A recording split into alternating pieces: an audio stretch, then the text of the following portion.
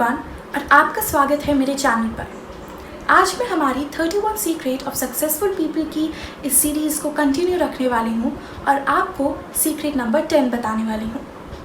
ये वीडियो काफ़ी इंटरेस्टिंग और इन्फॉर्मेटिव होने वाला है, इसलिए इस वीडियो को आखिर तक ज़रूर देखिएगा। और अगर आपने मेरे प्रीवियस वीडियोस नहीं देखे तो पहले उन्हें देख लीजिए और उसके बाद ये वीडियो देखिएगा।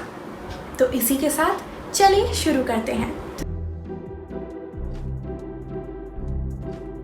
सीक्रेट नंबर 10 है dedicate yourself to customer care, यानी कि आप अपनी कस्टमर केयर को सबसे पहले इम्पोर्टेंस दीजिए। याद रखिए, your rewards are the indirect proportion of the services you provide others, यानी कि आपको अपनी लाइफ में जो रिवॉर्ड्स मिल रहे हैं या जो फल मिल रहे हैं वो इनडायरेक्टली उन्हीं सर्विसेज का रिवॉर्ड है जो आपने पहले कभी दूसरों को प्रोवाइड करी थी। हर सेल्फ मेड इंसान कस्टमर केयर को ही अपनी लाइफ में सबसे ज़्यादा इम्पोर्टेंस देता है। सेल्फ मेड लोग हमेशा नए आइडियाज़ और नए प्लान्स के साथ आते हैं अपनी कस्टमर केयर को और इम्प्रूव करने के लिए और अपने कस्टमर्स को और कंफर्टेबल करने के लिए। अब हमेशा अपने आप से ये क्वेश्चन कीजिए कि ऐसा क्या है जो आपके कस्टमर्स सबसे ज़्यादा वैल्यू करते हैं, या ऐसा क्या है जो आप अपने कस्टमर्स को दे सकते हैं और कोई और नहीं दे सकता, और ऐसी क्या चीज़ है जो वो किसी और के पास जा रहे हैं मेरी जगह।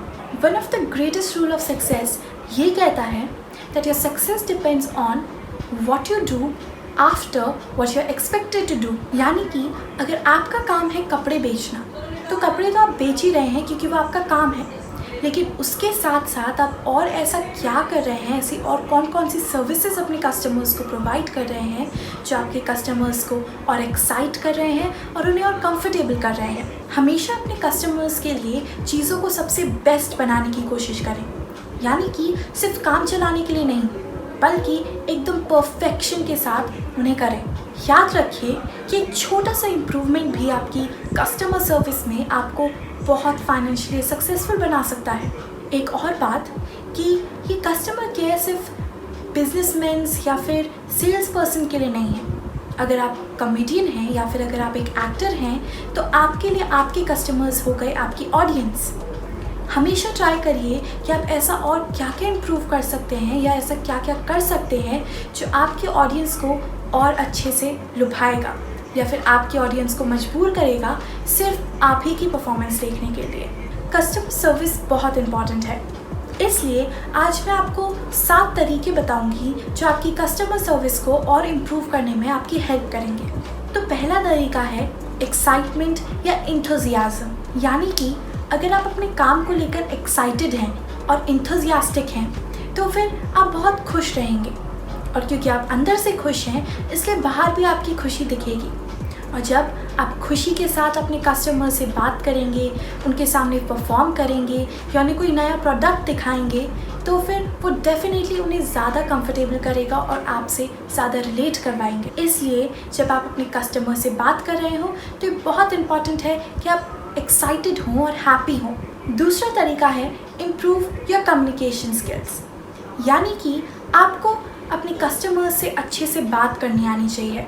आपको पता होना चाहिए कि किस टोन में आपको बात करनी चाहिए, आपकी वर्ड चॉइसेस क्या होनी चाहिए, आपके एक्सप्रेशंस क्या होने चाहिए, क्योंकि अगर आपकी कम्युनिकेशन स्किल्स अच्छी हैं और आप उनसे अच्छे से बात कर रहे हैं तो फिर वो ज़्यादा अपीलिंग लगेगा और आपके कस्टमर आपकी तरफ और ज़्यादा अट्रैक्ट होंगे और आपकी बात अच्छे से सुनेंगे और उस प्रोडक्ट को ख़रीदने में या फिर आपकी परफॉर्मेंस देखने में मजबूर हो जाएंगे। थर्ड चीज़ है पेशेंस, यानी कि आप अपनी कस्टमर को या अपनी ऑडियंस को कभी भी फोर्स मत कीजिए अपनी बात सुनने में या अपना व्यू को मानने में। उन्हें पहले बताइए और उसके बाद उन्हें टाइम दीजिए अपना खुद का डिसीज़न लेने के लिए और खुद सोचने के लिए। आप उन्हें बार बार फोर्स मत कीजिए, नहीं तो वो फ्रस्ट्रेटेड हो जाएंगे या गुस्सा हो जाएंगे और चले जाएंगे। चौथी चीज़ है स्ट्रेस मैनेजमेंट, यानी कि कभी भी किसी चीज़ को लेकर स्ट्रेस मत लीजिए। फॉर सपोज़ अगर आप एक डिलीवरी पर्सन हैं और आपको कहीं पे पिज़्ज़ा बहुत अर्जेंटली डिलीवर करना है और आप सारे काम जल्दी में कर रहे हैं तो ये काफ़ी ज़्यादा चांसेस हैं कि वो पिज़्ज़ा ख़राब हो जाए, गिर जाए या उसे कुछ हो जाए। इसलिए अपने काम को लेकर कभी स्ट्रेस मत होइए, आराम से पेशेंस के साथ अपना काम कीजिए 5वीं चीज़ है फ्लेक्सिबिलिटी, यानी कि आपको अपने ओपिनियंस को ही नहीं बल्कि अपने कस्टमर के ओपिनियंस को भी रिस्पेक्ट करना चाहिए। हर बार अगर आप सिर्फ अपना ही ओपिनियन को समझाने की कोशिश करते रहेंगे और उन्हें बताते रहेंगे तो फिर वो फ्रस्ट्रेटेड हो सकते हैं। उन्हें भी मौका दीजिए अपनी बात बताने का, उन्हें भी मौका दीजिए समझाने का कि एक्चुअली उन्हें चाहिए क्या, और कभी भी उन्हें फोर्स मत कीजिए क्योंकि ये टोटली उनके हाथ में है कि उन्हें वो चीज़ खरीदनी है या नहीं। इसलिए फ्लेक्सिबल रहिए। 6th चीज़ है the way you represent yourself, यानी कि आपको अपने कस्टमर के सामने अपने आप को अच्छे से प्रेजेंट करना आना चाहिए। फॉर एग्ज़ाम्पल, अगर आप एक कस्टमर हैं और आप किसी दुकान में जाते हैं कुछ आइटम खरीदने के लिए और फिर आपको हेल्प चाहिए होती है और आपके पास एक सेल्स पर्सन आता है जो कि एकदम कमर झुका के आता है, बहुत ही सैड फेस से आता है, बहुत ही अनटाइडी कपड़े होते हैं और आपसे बड़ी सैड सी टोन में या गुस्से की टोन में आपसे बात करता है, तो क्या आपको उस आइटम को ख़रीदने में पहले जितना इंटरेस्ट बचेगा? क्या आपको उस आइटम को ख़रीदने के लिए मन करेगा? नहीं ना। इसलिए अपने आप को रिप्रेजेंट करना और दूसरों के सामने प्रेजेंट करना बहुत इम्पॉर्टेंट है और अच्छे मैनर्स के साथ रहना बहुत ज़्यादा इम्पॉर्टेंट है। 7th और आखिरी चीज़ है कंपनी नॉलेज या फिर प्रोडक्ट नॉलेज, यानी कि अगर आपको अच्छे से अपनी कंपनी के बारे में नॉलेज नहीं होगी, जिस प्रोडक्ट को आप बेच रहे हैं उसी के बारे में अच्छे से नॉलेज नहीं होगी, तो आप उसे बेच कैसे पाएंगे? दूसरों को आप कैसे अपील कर पाएंगे या पर्सुएट कर पाएंगे उस चीज़ को ख़रीदने में? और अगर आपका कस्टमर आपसे उस प्रोडक्ट के बारे में या कंपनी के बारे में कोई इम्पॉर्टेंट क्वेश्चन पूछ ले जो उस प्रोडक्ट से रिलेटेड है, कंपनी से रिलेटेड है और बहुत इम्पॉर्टेंट है और आपको उसका जवाब ही नहीं पता, तो सोचिए कि उस कस्टमर के आइज़ में आपकी क्या रेपुटेशन होगी, कंपनी की क्या रेपुटेशन होगी, और क्या वो कस्टमर वो प्रोडक्ट ख़रीदेगा जिसके बारे में उसे अच्छे से नॉलेज ही नहीं है या उसके बारे में उसे अच्छे से डिटेल में पता ही नहीं है। इसलिए अपने प्रोडक्ट के बारे में और अपनी कंपनी के बारे में अच्छे से नॉलेज रखना बहुत इम्पॉर्टेंट है।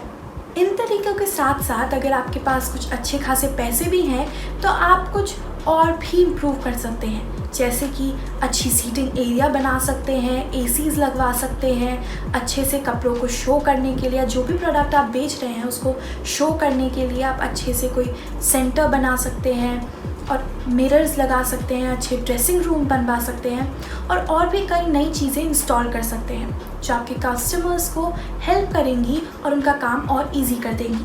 तो आज से ये डिसीज़न ले लीजिए कि सबसे पहले आप अपने कस्टमर की रिक्वायरमेंट्स को अपने आगे रखेंगे और उसके बाद अपनी या किसी और की, और हमेशा छोटी सी छोटी डिटेल को इम्प्रूव करने की कोशिश करते रहेंगे। तो ये था हमारा आज का वीडियो। अगर आपको वीडियो अच्छा लगा तो वीडियो को लाइक कर दीजिएगा, मेरे चैनल को सब्सक्राइब कर दीजिएगा और वो बेल आइकन भी दबा दीजिएगा। और आज के कमेंट सेक्शन के लिए मेरा आपसे क्वेश्चन है कि अगर आपके पास और भी कोई ऐसे रीज़न्स हैं या फिर कोई और ऐसी चीज़ें हैं जिससे हम अपनी कस्टमर केयर को और इम्प्रूव कर सकते हैं या अपने आप को अच्छे से प्रेजेंट कर सकते हैं, तो ऐसा एक तरीका मुझे कमेंट सेक्शन में ज़रूर बताइएगा। तो आज के लिए बस इतना ही और अब हम मिलेंगे अगले एपिसोड में। Bye bye.